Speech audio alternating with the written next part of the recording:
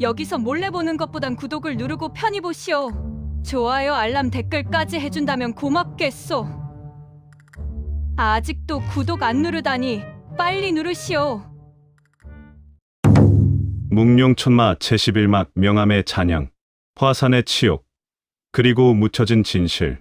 4개월 전 혈영곡 전투 직후 서안 화산파 본산, 천하제일의 험산이라 불리는 서안의 화산, 깎아지른 듯한 연화봉 너머로 붉은 노을이 질 때면 세상은 마치 선계와 같았다.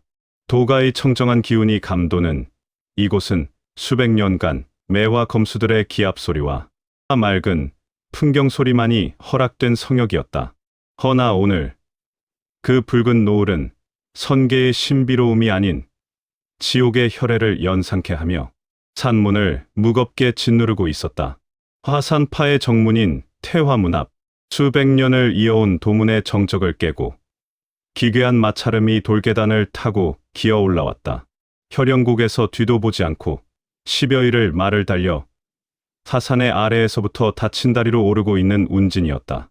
그것은 사람이 걷는 소리가 아니었다.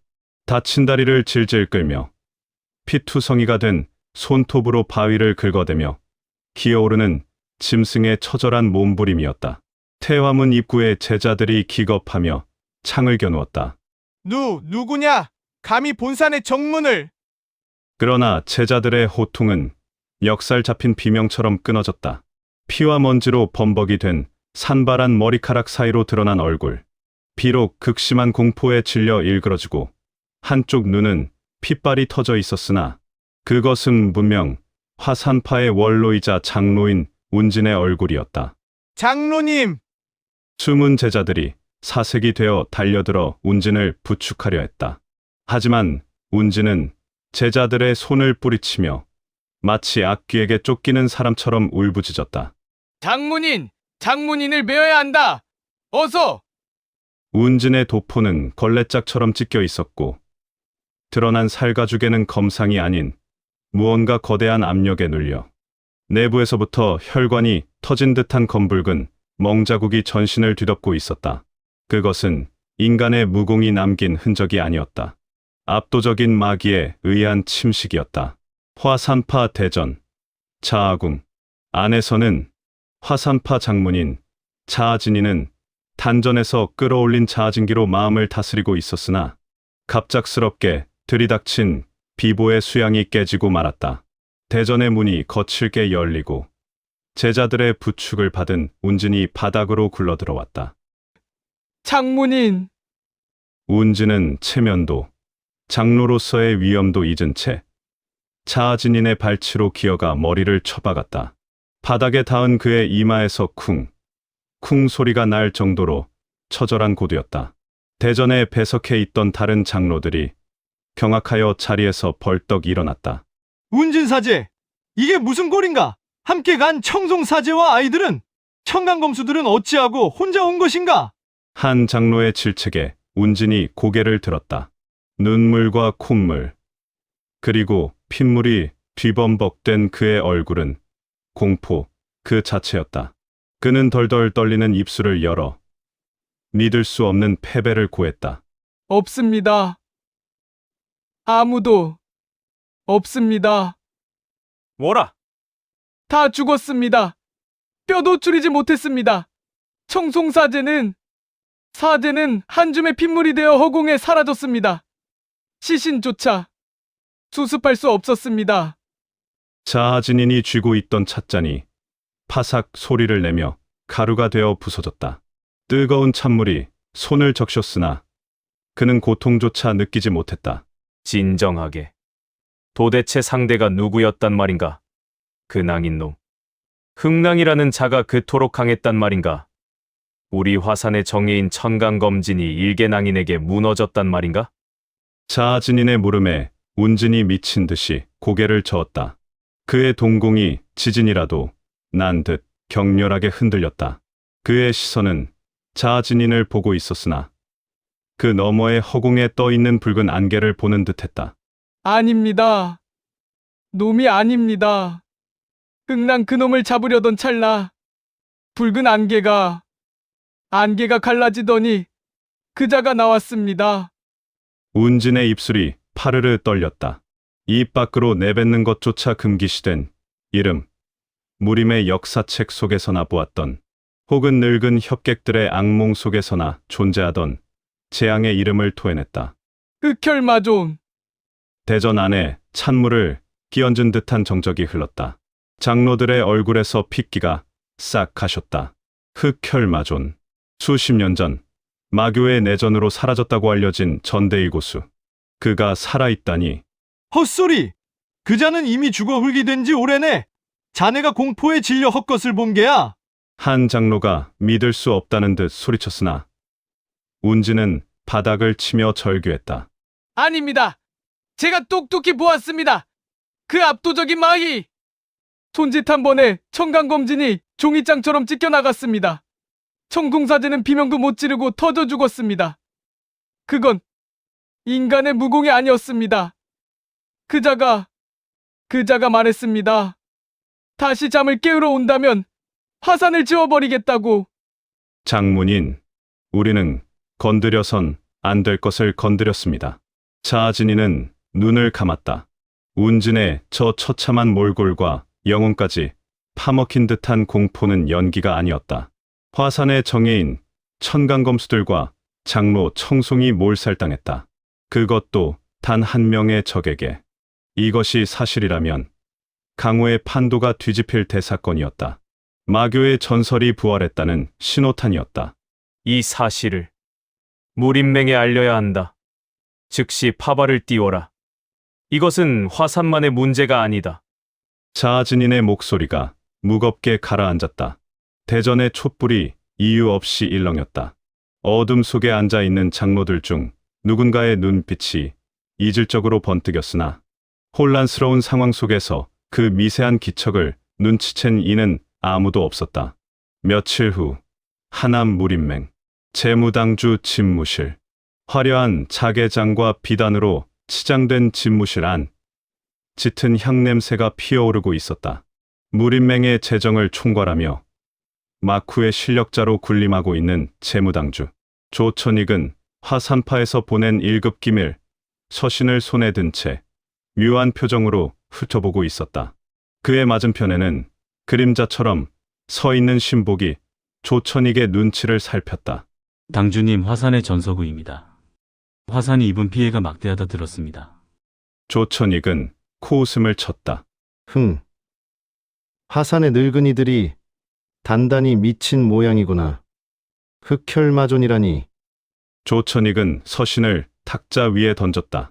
서신에는 운진의 증언과 함께 화산파가 입은 피해, 그리고 흑혈마존의 부활 가능성에 대한 경고가 빼곡히 적혀 있었다. 지원 병력 요청과 함께 무림맹 차원의 대대적인 조사를 촉구하는 내용이었다. 전설 속의 마도가 부활했다? 그래서 자기네 정예들이 몰살당했다. 지나가던 개가 웃을 일이로다. 제 무능함을 감추려고 죽은 귀신까지 불러내는군. 아니면 화산이 맹의 지원금을 더 타내려고 수작을 부리는 것인가? 조천익은 흑혈마존의 존재를 믿지 않았다. 아니, 믿고 싶지 않았다. 지금 그는 황궁의 이부 상서와 결탁하여 막대한 부를 축적하고 있었고, 마교의 연무 장로와 은밀한 거래를 통해 뒷돈을 챙기고 있었다. 지금 강호의 마교와의 전면전이라는 비상 상황이 선포된다면 무림맹의 모든 자금은 전시체제로 전환될 것이고, 조천익이 뒤로 빼돌리던 자금줄과 은밀한 거래들은 모두 중단되거나 발각될 위험에 처한다. 그에게 평화는 곧 돈이었다. 더구나 현재 무림맹주의 부재와 혈마심으로 집법당주까지 병마로 쓰러진 상황에 나머지 당주들은 이미 조천익의 손안에 있으니 현재 무림맹은 재무당주 조천익의 무림맹이라 하더라도 틀린 말이 아니었다. 혼란은 돈이 되지만 통제 불가능한 공포는 내 목을 조른다. 조천익의 눈빛이 차갑게 번들거렸다. 그는 붓을 들어 답신을 적기 시작했다. 먹물이 종이 위에 스며들며 진실을 덮어버렸다. 화산파의 비보에 깊은 애도를 표한다. 허나 운진 장로의 증언은 극심한 공포와 내상으로 인한 창란일 가능성이 크다. 흑혈마조는 이미 역사 속으로 사라진 인물. 섣불리 이 사실을 공론화했다가는 무림 전체가 혼란에 빠질 수 있으니 무림맹에서 비밀리에 진상을 확인할 때까지 일체 함구하라. 조천익은 서신을 봉한 뒤 신복에게 건넸다. 보내라. 그리고 화산파 쪽의 입단속을 철저히 시켜. 헛소문이 새어나오면 하산의 명예가 실추될 것이라고 엄포를 놓아라. 조사단은 최대한 늦게 형식적으로만 보내. 알겠습니다. 하온대 당주님, 만약 정말로 그자가 살아있다면 어허! 쓸데없는 소리! 조천익이 벼락같이 호통을 쳤다. 설령 살아있다 한들 혈영곡 구석에 처박혀 있는 늙은이다. 그자가 나온다면 그때 가서 대책을 세워도 늦지 않아. 맹주님께서 병석에 누워 계신 지금 맹의 안정을 해치는 그 어떤 소음도 용납할 수 없다. 중요한 건 황궁과의 거래다. 내일 2부 상서 개감께 보낼 상납금을 점검해야 하니 나가봐라. 신복이 물러가고 집무실에는 다시 무거운 정적만이 남았다. 조천익은 촛불에 화산파의 원본 서신을 가져다 댔다. 화르륵 불길이 종이를 집어삼켰다. 흑혈마존이라는 네 글자가 검은 재가 되어 부서져 내렸다. 진실 따위는 중요하지 않지. 중요한 건 내가 쥐고 있는 권력과 근력이다. 조천익은 타오르는 불길을 보며 비릿하게 웃었다. 그 웃음 뒤로 자신이 묵살해버린 그 진실이 장차 자신의 목을 칠 거대한 칼날이 되어 돌아올 것임을 그는 꿈에도 알지 못했다. 창밖으로 어둠이 내리고 있었다. 무림맹의 화려한 불빛 아래 화산의 비명은 그렇게 철저히 묻혀버렸다. 권력자들의 위선과 탐욕이 만들어낸 침묵 속에서 저 멀리 혈영국의 붉은 안개는 더욱 짙어지고 있었다. 한편 붉은 안개가 자욱한 혈영국의 심처 안에서는 한 마리의 야수가 꿈틀거리고 있었다. 그곳은 인간의 세상이라기보다는 아수라의 연옥에 가까웠다. 쾅! 돼지가 비명을 질렀다. 집채만 한 바위가 굉음과 함께 가루가 되어 흩날렸다. 붉은 먼지구름 속에서 거대한 그림자가 일렁이며 흑혈마존의 손에 의해 마인의 육체를 얻은 백호. 그의 검붉은 근육은 바위처럼 단단하게 융기되어 있었고 전신에서는 억눌리지 않은 흉폭한 힘이 아지랑이처럼 피어오르고 있었다. 하지만 그 힘은 정제되지 않은 폭력에 불과했다. 절벽 위 붉은 장포를 걸친 흑혈마존이 그 광경을 무심한 눈으로 내려다보고 있었다. 늙었으나 그 존재감만으로 혈영곡의 안개를 짓누르는 절대자. 미련하구나. 흑혈마존의 낮고 건조한 목소리가 소음 속을 파고들었다. 백호가 흠칫하며 동작을 멈추고 고개를 들었다. 힘은 차고 넘치나 쓸 줄을 모른다. 밭 가는 소가 칼을 쥐고 설치는 꼴이다. 백호는 거친 숨을 몰아쉬며 무릎을 꿇었다. 가르침을 주십시오. 이 힘을 쏟아낼 길을 모르겠습니다. 흑혈마존은 코웃음을 쳤다. 내 혈영마공은 섬세한 내공 운용이 필요한 무공이다. 너 같은 둔재가 익혔다간 혈관이 터져 죽을 것이다. 흑혈마존이 품에서 낡고 해진 책자 한 권을 꺼내 백호의 발치로 던졌다. 툭! 먼지가 일었다. 과거 본교의호법 중 결도라 불리던 놈이 있었다. 성정이 포악하고 단순하여 오직 베고 부수는 것밖에 모르던 놈이었지. 그 놈이 남긴 비급이다. 백호가 떨리는 손으로 책자를 집어들었다.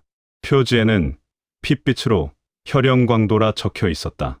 섬세함 따위는 없다. 오직 넘치는 힘과 살기로 찍어 누르고 뼈째 베어버리는 도법이다. 내 놈이라는 그릇에 딱 맞는 흉기지. 너는 이미 혈영지의 기운과 내 혈영마공의 내공운기로 인해 모든 게 탈바꿈한 상태이니.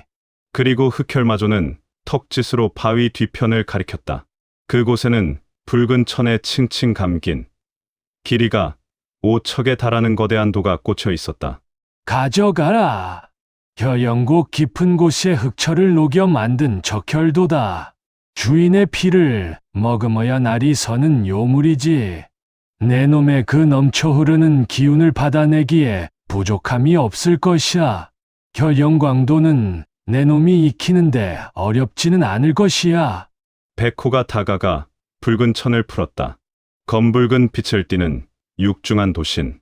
보통의 장정이라면 들기조차 버거울 무게였으나 개조된 백호의 소나귀에는 마치 제 팔의 연장선처럼 착 감겨왔다. 돌을 쥐는 순간 묵직한 진동이 백호의 단전까지 전해졌다. 그것은 사륙을 갈구하는 검의 울음소리였다. 백호의 눈동자가 순간적으로 붉게 번들거렸다. 감사합니다. 흑혈마조는 대답 없이 돌아섰다. 그의 등 뒤로 서늘한 한마디가 떨어졌다. 어디서 나대다. 함부로 죽지 마라. 내 작품이 시시하게 부서지는 꼴은 보고 싶지 않으니. 시간은 붉은 안개처럼 흐릿하게 그러나 치열하게 흘렀다. 한 달, 두 달, 그리고 넉 달이 돼갈 무렵 일반 고수였다면 10수년이 걸릴 정도의 무위를 백호는 흑혈마존이라는 혈영마교주를 만나 탈바꿈하기까지 4달밖에 걸리지 않았다. 혈영국의 밤은 백호의 기합 소리와 바위가 터져나가는 파열음으로 채워졌다. 백호는 짐이 되지 않기 위해 스스로를 극한으로 몰아붙였다. 처음에는 단순히 힘으로 휘두르던 도가 점차 기이한 궤적을 그리며 살기를 머금기 시작했다. 혈영광도법의 초식은 단순했다. 빼고, 찍고, 터뜨린다. 그 단순함이 백호의 압도적인 육체와 만나자 그 어떤 기교로도 막을 수 없는 흉악한 파괴력이 되었다. 어느 날 새벽, 백호의 적혈도가 허공을 갈랐다. 혈영도법 혈영참! 도강이 붉은 궤적을 그리며 뻗어나가 전방의 거대한 암벽을 두부 자르듯 갈라버렸다. 잘린 단면이 고열에 녹아내렸다. 거친 숨을 몰아쉬는 백호의 눈빛은 더 이상 우직한 곰의 것이 아니었다. 사냥감을 찢어발길 준비를 마친 맹수의 안광이었다. 이제 밥값은 하겠구나. 어느새 다가온 흑혈마존이 뒷짐을 진 채 서 있었다. 그의 눈에는 제자에 대한 애정보다는 잘 만들어진 무기를 보는 듯한 만족감이 서려 있었다. 백호는 적혈도를 거두고 흑혈마존 앞에 깊숙이 머리를 조아렸다. 자부님 덕분에 다시 태어났습니다. 이 은혜 잊지 않겠습니다. 은혜라. 흑혈마존은 콧방귀를 뀌며 하늘을 올려다보았다. 독고행 그 녀석은 여우 같은 놈이라 혼자서도 잘 살아남겠지만 등 뒤가 비어있다. 내 놈의 사형이 되는 독고행을 옆에서 힘이 돼 주거라. 그것은 스승으로서의 당부가 아니었다. 한때 강호의 잔혹함으로 명성을 날렸던 그는 이제는 독고행에 대한 애착 같은 마음이었다.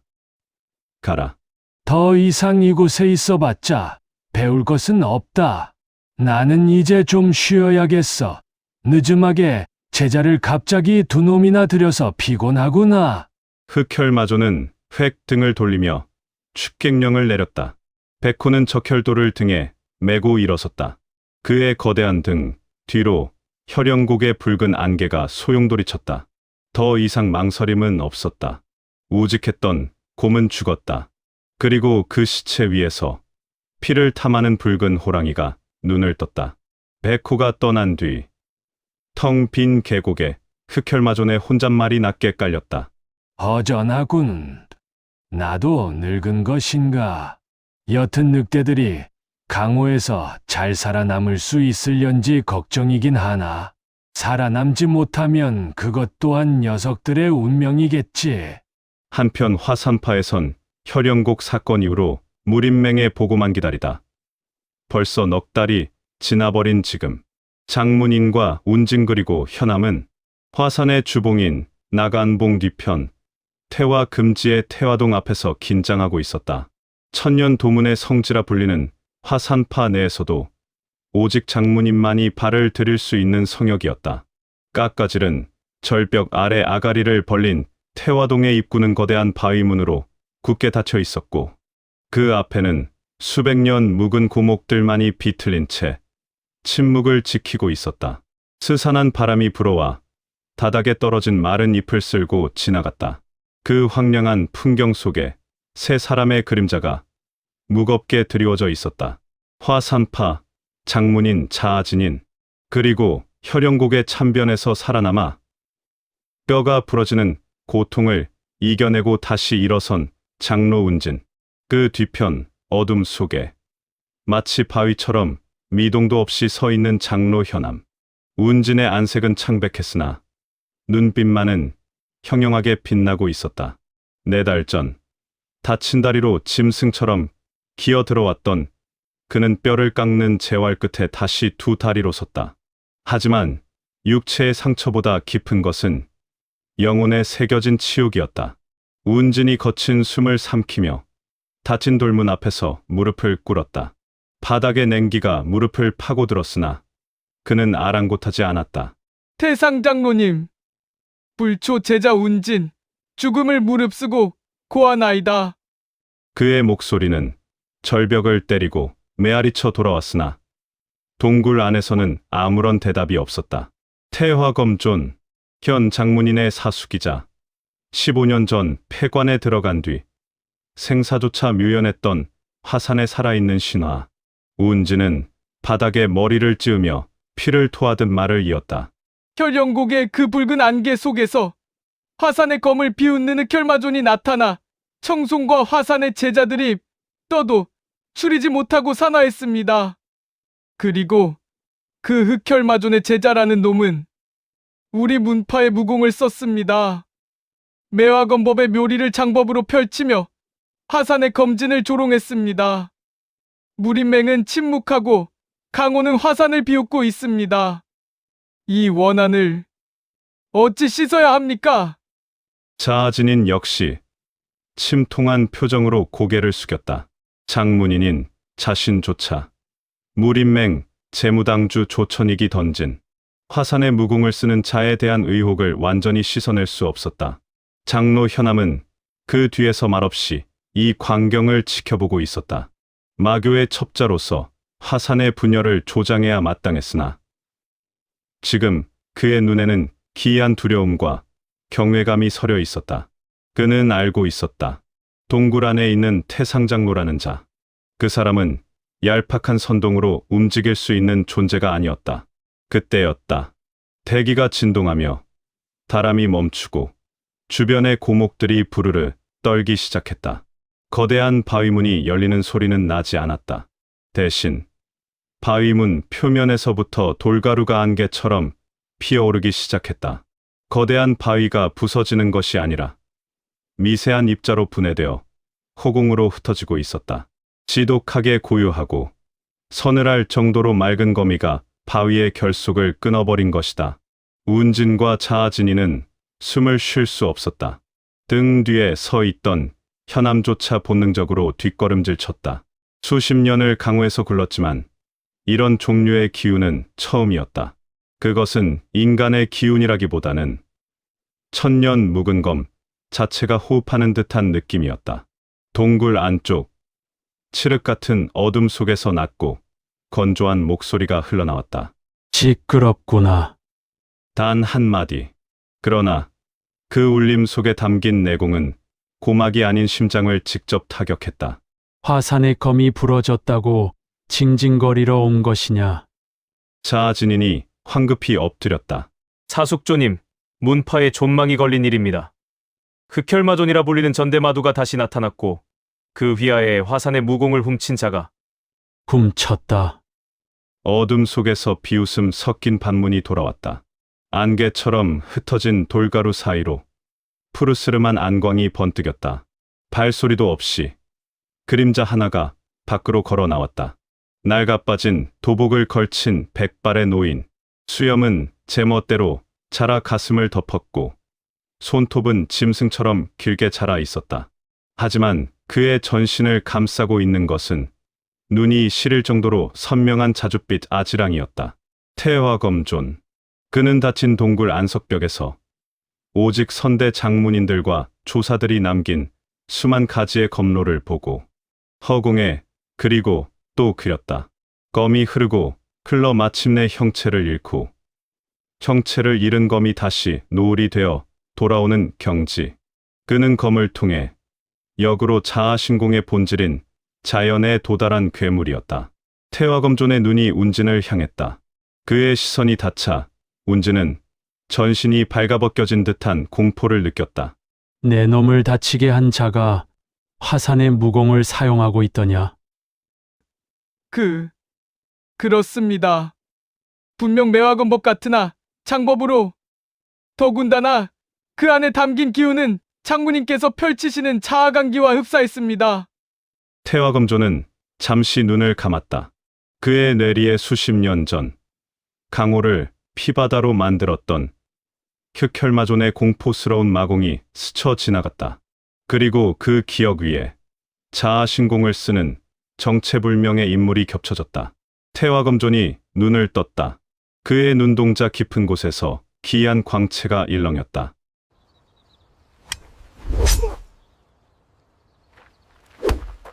빨리 구독하세요. 마의 소굴에서 자아가 피어났다라. 그것이 훔친 것인지 아니면 썩은 웅덩이에서 스스로 피어난 연꽃인지 확인해 봐야겠구나. 그는 허공을 향해 손을 가볍게 휘저었다. 스윽. 아무런 소리도 바람도 일지 않았다. 하지만 잠시 후 십장 밖에 서 있던 아름들이 고목의 가지 하나가 소리 없이 잘려 바닥으로 떨어졌다. 잘린 단면은 거울처럼 매끄러웠고 그 위에는 은은한 자줏빛 기운이 서려 있었다. 검을 잡지도 않고 심지어 내공을 쏘아내지도 않았다. 그저 의념만으로 검기를 구현한 경지였다. 태화검존의 명령이 떨어졌다. 찾아라. 그리고 노파심에 말하지만 당장 병력을 일으켜 혈영곡으로 쳐들어가자는 멍청한 소리는 하지 마라. 극혈마존 그자는 아직 너희가 감당할 수 있는 상대가 아니고 나도 장담할 수가 없다. 화산의 뿌리를 뒤흔들고 있는 그 가짜부터 찾아내라. 하오나 그자의 행방이 묘연합니다. 무림맹과 은하표국조차 놓쳤습니다. 그리고 하오문과 개방도 찾고는 있습니다만 아직 검은 반드시 흔적을 남긴다. 그자가 자아의 기운을 품고 있다면 무림의 눈을 피할 수는 없다. 태화검존은 힐끗 뒤에 서 있는 현암을 바라보았다. 현암은 숨조차 쉬지 못한 채 고개를 숙이고 있었다. 첩자로서의 본능이 경고하고 있었다. 저 늙은이는 모든 것을 꿰뚫어 보고 있다. 하지만 태화검존은 아무 말 없이 다시 어둠 속으로 몸을 돌렸다. 그놈을 찾으면 내게 알려라. 내 검이 녹슬었는지 아니면 그놈의 목이 단단한지 확인해 볼 터이니. 태화검존의 기세가 사라지자 그제야 억눌려 있던 바람이 다시 불기 시작했다. 현암은 그늘 속에 서서 닫힌 동굴 문을 응시했다. 마교의 지령과 화산의 은혜 사이에서 줄타기하던 그의 눈에 다가올 파국이 보였다. 독고행이 건드린 것은 벌집이 아니라 잠자던 용의 영린이었다. 장왕도 북문 밖, 객잔 사해루, 해질녘, 황도 성문이 닫히기 직전의 객잔은 북새통을 이루고 있었다. 구석진 자리, 삿갓을 깊게 눌러 쓴 사내 하나가 죽은 듯이 술잔을 기울이고 있었다. 역체변한 술로 평범한 낭인의 얼굴을 한 독고행이었다. 오늘 단운을 만나기 전 많은 생각들이 머릿속을 헤집고 지나갔다. 그는 찻잔 속의 미동 없는 수면을 응시하며 전신의 감각을 곤두세우고 있었다. 황도는 적들의 심장부, 어디서 화산파의 검이나 마교의 비수가 날아들지 모르는 상황이었다. 한편 혈영곡에서부터 넘치는 힘을 주체 못하고 쉬지 않고 무작정 달리던 백호는 중원의 사정들을 조금씩 소문으로 들었고 느낌이 꼭 중원으로 가야 할 것 같았다. 쉼없이 달려온 그는 허기를 느끼며 어느 객잔에 거칠게 들어섰다. 객잔의 문이 부서질 듯 열리며 들어온 자의 기운은 막 찻잔을 들고 있던 독고행을 긴장하게 만들었다. 찢어진 옷자락 사이로 드러난 구릿빛, 근육은 바위처럼 단단했고 온몸에서는 지독한 흙냄새와 야수의 비린내가 진동했다. 백호 역시 역체변환 술로 얼굴을 바꿨으니 독고행은 생각도 못했다. 더군다나 뿜어져 나오는 흉포한 위압감만큼은 독고행이 생각하는 백호와 비교할 수 없었다. 백호가 중앙 탁자에 털썩 주저앉으며 거칠게 소리쳤다. 고기, 술, 있는 대로 다 가져와. 객잔 안의 공기가 일순간 얼어붙었다. 점소이가 벌벌 떨며 음식을 나르자 백호는 짐승처럼 고기를 뜯어 삼켰다. 구석에 앉아있던 독고행의 눈이 가늘어졌다. 이질적인 기운, 강하다. 독고행은 술잔을 입에 가져가며 상대를 살폈다. 마기가 느껴졌다. 훨씬 더 깊고 묵직하며 태도적인 날것의 살. 마교의 다른 간부인가? 아니, 흑산이나 연무보다 더 강한 자다. 독고행은 본능적으로 위험을 감지했다. 혈영곡에서 나와 흑산보다 더 강한 느낌을 주는 자는 처음이었다. 독고행은 조용히 내공을 끌어올려 자아신공의 기운으로 호신강기를 펼치며 혹시 모를 일에 대비해야 했다. 고기를 뜯던 백호의 턱이 멈췄다. 짐승의 감각이 등 뒤를 찌르는 서늘한 시선을 포착한 것이다. 백호가 천천히 고개를 돌려 구석 자리를 노려보았다. 백호의 눈에 독고행은 기이하게 비쳤다. 겉모습은 삼류낭인인데 그 몸을 감싸고 있는 기운은 은은한 자줏빛 노을 같았다. 도사들 같은 맑은 기운. 하지만 그 기운의 밑바닥에는 섬뜩할 정도로 차가운 사례가 도사리고 있었다. 두 야수의 시선이 허공에서 부딪히며 보이지 않는 내가간기가 충돌했다. 독고행이 방출한 예리한 자아의 기세와 백호가 뿜어내는 묵직한 혈영의 투기가 엉겨붙으며 객잔의 공기가 비틀리기 시작했다. 탁자 위에 촛불이 일제히 꺼졌고 주변 손님들이 숨을 헐떡이며 다닥으로 쓰러졌다. 백호가 입가에 묻은 기름기를 손등으로 닦아내며 일어섰다. 어이, 낭인, 밥맛 떨어지게 쳐다보는군. 눈깔이 너무 맑아서 뽑아버리고 싶은데 이걸 어쩌나. 독고행 역시 천천히 자리에서 일어났다. 삿갓 아래서 흘러나오는 목소리는 얼음장처럼 차가웠다. 식사의 저를 못 배웠나 보군. 여기가 내 놈 안방인 줄 아느냐. 뭐라고? 백호가 탁자를 걷어찼다. 육중한 참나무 탁자가 종이장처럼 날아가 벽에 박살났다. 나가자. 여기가 좁아서 내 놈 뼈를 추리기 힘들 것 같으니. 달빛조차 구름에 가려진 황무지. 마른 풀들이 바람에 스산하게 흔들렸다. 두 사내는 10장의 거리를 두고 마주 섰다. 독고행은 긴장을 늦추지 않았다. 상대는 강했다. 흑산 이후 처음 만나는 강적이었다. 독고행의 양손에 자줏빛 아지랑이가 피어올랐다. 그는 정체를 들키지 않기 위해 혈영마공을 철저히 봉인하고 오직 자아신공의 묘리만으로 상대를 제압하려 했다. 백호는 바닥에 굴러다니던 굵은 쇠몽둥이 하나를 집어들었다. 냄새가 나는데 아주 거슬리는 냄새야. 죽어라! 백호가 땅을 박차고 쇄도했다. 쿠구구궁. 대지가 울렸다. 백호의 돌진은 마치 거대한 바위가 날아오는 듯했다. 그가 휘두른 쇠몽둥이에는 혈영도법의 패도적인 궤적이 실려 있었다.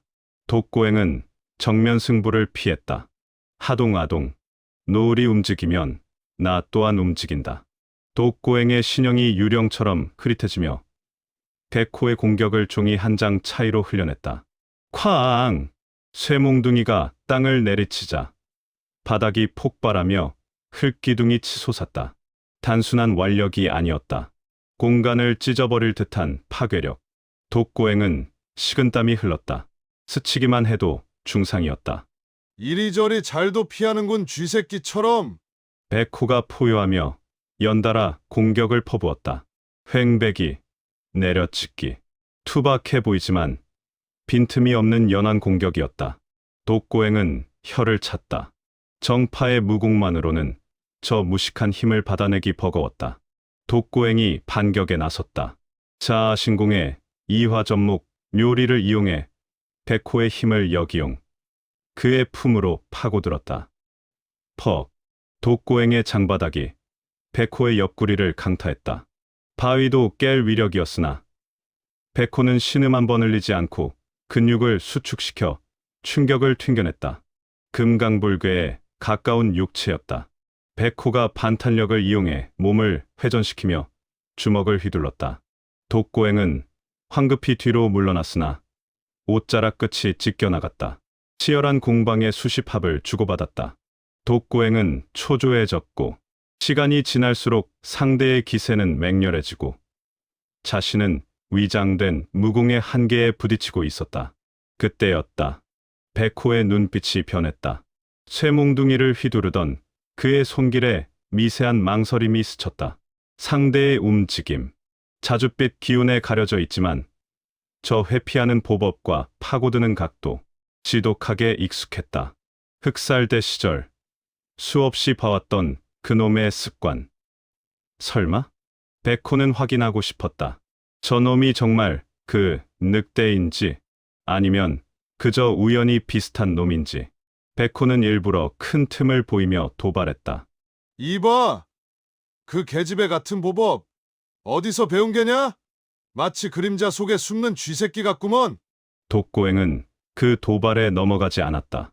오히려 그 더욱 냉철하게 손끝에 자아의 기운을 응축시켜 상대의 목을 노렸다. 독고행의 손날이 백호의 목덜미를 향해 날아들었다. 그 순간 백호는 피하지 않았다. 대신 쇠몽둥이를 툭 떨어뜨리며 왼손을 들어 올려 다급히 이상한 수신호를 했다. 흑영대 시절 조장과 조원들끼리만 통하던 은밀한 신호. 독고행의 손날이 백호의 목 피부 바로 앞에서 급하게 멈췄다. 닿기만 해도 목이 떨어질 거리였다. 독고행의 동공이 지진이라도 난 듯 흔들렸다. 독고행은 멈춘 자세 그대로 굳어버렸다. 이 신호를 아는 자는 세상에 몇 없다. 아니, 다 죽고 없어야 했다. 백호가 씩 웃었다. 역체변환술로 바뀐 낯선 얼굴이었지만 그 미소에 담긴 우직함과 야성은 숨길 수 없었다. 백호가 멈춰있는 독고행의 손을 툭 치우며 물었다. 어이 당신, 늑대 같은 놈이랑 무슨 사이냐? 독고행의 서늘했던 눈빛이 서서히 풀렸다. 긴장이 깨지며 허탈한 숨이 터져 나왔다. 삿갓 아래로 믿을 수 없다는 듯한 표정이 독고행의 목소리에 서려 있었다. 미친놈. 공 가죽을 뒤집어 쓰고 나타난 줄 알았다. 하마터면 목을 날릴 뻔했다. 도대체 어떻게 알아본 거냐? 백호가 껄껄거리며 바닥에 주저앉았다. 내 놈의 그 더러운 성질머리랑 얍삽하게 빠지는 발놀림을 내가 잊을 리가 있냐? 기운은 바뀌었어도 냄새는 못 속이지. 독고행도 그제야 긴장을 풀고 털썩 주저앉았다. 수천리를 달려온 야수와 사지를 넘어온 늑대가 황무지 한복판에서 서로를 마주보며 낄낄거렸다. 백호가 사형이라는 호칭을 삼키고 씩 웃었다. 그들에게 더 이상의 말은 필요 없었다. 독고행이 자리에서 일어나며 손을 내밀었다. 가자 산신당으로. 단훈이 기다리다 늙어 죽겠다.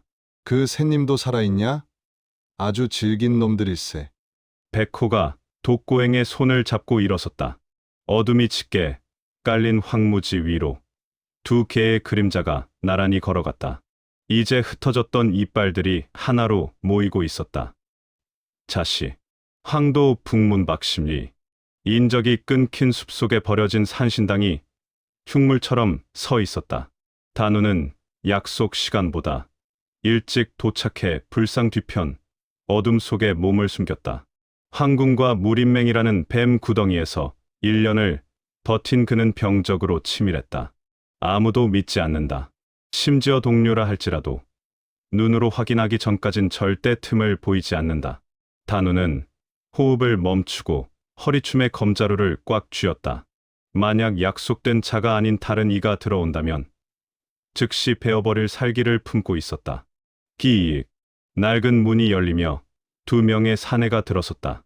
단운의 눈이 차갑게 가라앉았다. 들어온 자들은 독고행이 아니었다. 낯선 자 둘이었다.